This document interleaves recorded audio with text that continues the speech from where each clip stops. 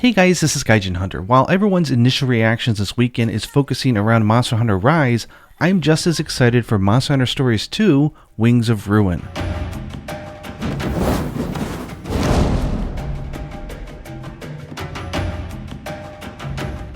If you aren't familiar with it, Monster Hunter Stories was a 3DS game created alongside a TV anime series.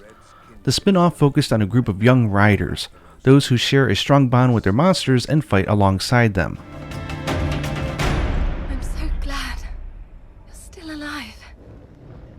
It was an absolutely charming game with an extremely colorful palette, huge rosters of monsters to get, superb production values, and simple but fun turn-based combat.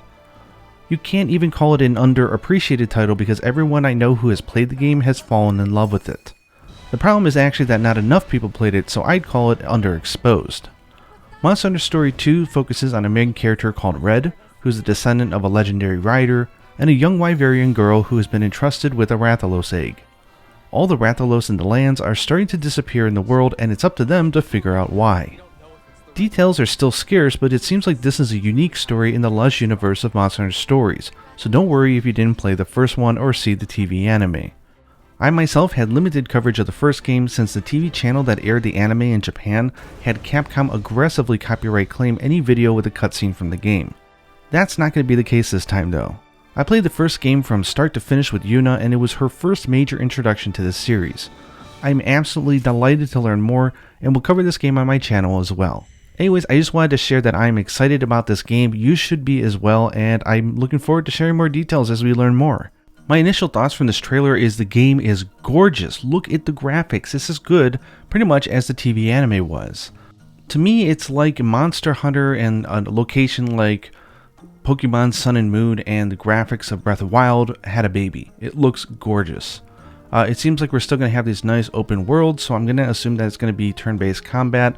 However, looking at games like this, like Ni no Kuni, which started out traditionally turn-based, they all started going more real-time, so I wouldn't be surprised if we see something like that for this game. It is nice to see them incorporate Monsters from World, tying all of this together. And I gotta say, the soundtrack for Monster Hunter Stories was amazing. It was done by the same composer who did Monster Hunter 4 and 4 Ultimate, so I'm going to assume that she's back on this one, which has me even more excited. Considering how good this game looks, it wouldn't surprise me if they're also using something like the RE engine or something that the company has which allows it to look great and perform well at the same time. I am curious if you're able to customize the main hero Red, because in the first game you were able to choose to be a boy or girl and customize your look and everything, so I'm curious if this is a locked character from a narrative standpoint or if it'll change depending on how we customize the character, so we'll have to wait and find out about that. But yeah, the entire cast that we're seeing here are completely original characters. None of these people appeared in Monster Hunter Stories 1. It doesn't appear that they're using the same locations as Monster Hunter Stories 1, although there may be some shoutouts, and I'm sure they're going to keep the same general universe rules that they established, which are really great. It was an interesting story in which riders and hunters both coexisted in the same world. It was interesting seeing the different perspective. Anyways, I'm hyped for this. I can't wait for more details, and I hope you are as well. Hope you enjoyed hearing my thoughts on this, and until next time, happy riding.